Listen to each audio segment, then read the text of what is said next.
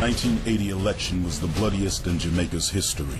While the PNP's Michael Manley and the JLP's Edward Seaga campaigned for prime minister. Who would want to find themselves in the middle of a civil war in a tropical country? I'd written an article saying that the CIA was behind the drug gangs and was controlling the Daily Gleaner, all as an attempt to destabilize the government of Manley. I get invited into the country by the Press Association, and for 30 days the Prime Minister is not the center of attention, is not the person being shot at.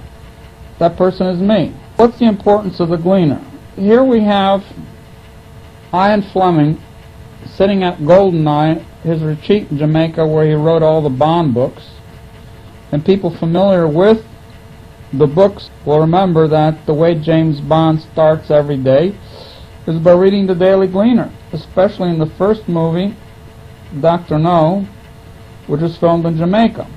I'm giving a press conference and a soldier stands up and says that that day he was shown a pornographic cartoon of the Prime Minister.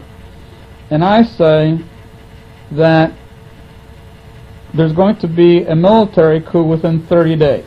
I say this on national TV because I can think of at least 3 examples: Brazil in 1964, Indonesia in 1965, and Chile in 1973, when within 30 days of pornographic movies or cartoons circulating within the military, there was a military coup.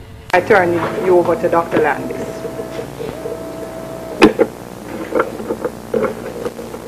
This is an official editorial here. The silly season in the Gleaner. First of all, it ridicules the possibility of a coup. It says, who we wonder is to be the Pinochet, the leader of the coup. So they thought the idea of a coup in Jamaica is a joke. They said there's no possibility of such a thing happening here. And so last week, it occurred. And what is their editorial strategy? After the fact. The same as before. It's still a joke. That was the election that cemented the power of certain gang leaders to dispense cocaine in Kingston. And then, of course, they leapfrogged with it to the United States because this was where the real money was. About that time, the head of the armed forces arrests 26 people for an attempted military coup. And just to show that this was not something concocted by myself and the Prime Minister, Seaga actually won the elections, Manley lost, and even under the new administration, the prosecution of these 26 people continued, and they were jailed, they were convicted. After the elections, the drug gangs, backed by the CIA, take their act to the United States, where they kill over 1,000 people.